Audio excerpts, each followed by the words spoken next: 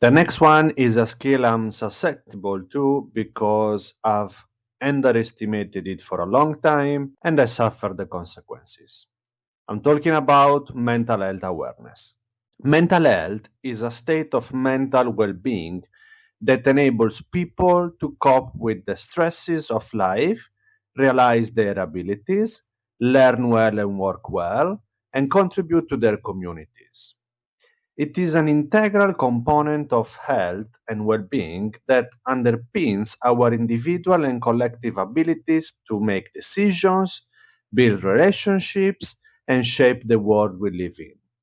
Mental health is a basic human right and is crucial to personal, community, and socioeconomic development. It is more than absence of mental disorders. It exists on a complex continuum which is experienced differently from person to person with varying degrees of difficulty and distress and potentially very different social and clinical outcomes too. Promotion and prevention interventions work by identifying the individual, social, and structural determinants of mental health, and then intervening to reduce risks, build resilience, and establish a supportive environment for mental health. Interventions can be designed for individual, specific group, or the whole employee population. Reshaping the determinants of mental health often requires action beyond the health sector, and so promotion and prevention programs should be involved in education, labor, justice, transport, environment, housing, welfare sectors, and so on and so forth. The health sector can contribute significantly by embedding promotion and prevention efforts within health services and by advocating, initiating, and where appropriate, facilitating multi-sectoral collaboration and coordination. Too often, unfortunately, is still considered a stigma, and people who suffer are afraid of judgment, especially in the workplace. But luckily, after the COVID 19 pandemic, people started to open up and speak to normalize their problems as any other physical issues. All workers have the right to a safe and healthy working environment where both physical and mental health and well being are protected and promoted.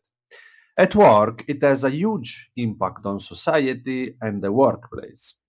With 12 billion working days lost every year due to depression and anxiety. Poor mental health can further influence physical health and can increase the risk of accidents at work. Unsafe working environments create risk factors for mental health.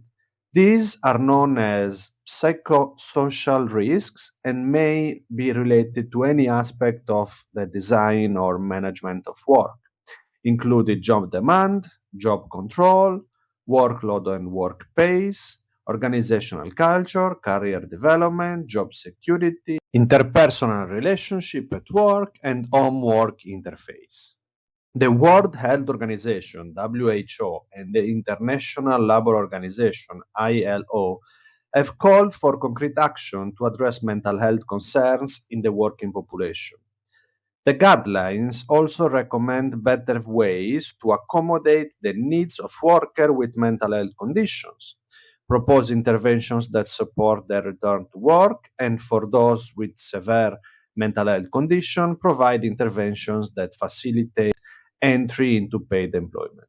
Important to highlight that the guidelines call for interventions aimed at the protection of health, humanitarian, and emergency workers. It's time to focus on the detrimental effect work can have on our mental health, said Dr. Tedros Adhanom Ghebreyesus, WHO General Director.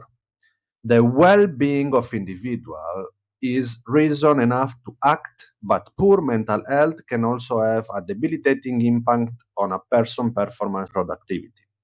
These new guidelines can help prevent negative work situations and cultures and offer much needed mental health protection and support for working people. Work related stress is definitely one of the most, if not the most important issue in many countries. The negative impact of stress are multiform and can include circulatory and gastrointestinal diseases, as well as physical, psychosomatic, psychosocial problems. This in turn can lead to poor work performance, high accident and injury rates, and low productivity. It is therefore of vital importance to optimize work conditions and organizations. A toxic working environment is one where negative behaviors such as manipulation, bullying, yelling, and so on are so intrinsic to the culture of the organization that a lack of productivity, a lack of trust, high stress level, infighting, and discrimination become the norm. It is an environment that makes you feel psychologically unsafe, says career coach Ellie Bohemond. You might feel like you'll be punished, humiliated, or even rejected for speaking up, whether to share ideas, raise concern or objections, or show up as yourself at work. Bohemond warns that over time, toxic workplaces can lead to anxiety and depression. An employee might find themselves crying before work because they feel trapped. They don't want to face yet another day of stress and rejection, but as well, they need the job. Or it can manifest as anxious, people pleasing behaviors, where someone works hard to exceed expectations even while feeling underappreciated, eventually leading to burnout. Here are some signs to look out for. There are no boundaries around work. People don't trust each other. There is no room to make mistakes. People treat each other with contempt. The interpersonal relationship aren't healthy. There is no support for employee growth. People frequently feel gaslighted. People regularly experience physical symptoms of work stress. And people are disengaged and turnover is high. Remember that no work is worth your mental health. If you find yourself in a similar situation, you only have one option: leave.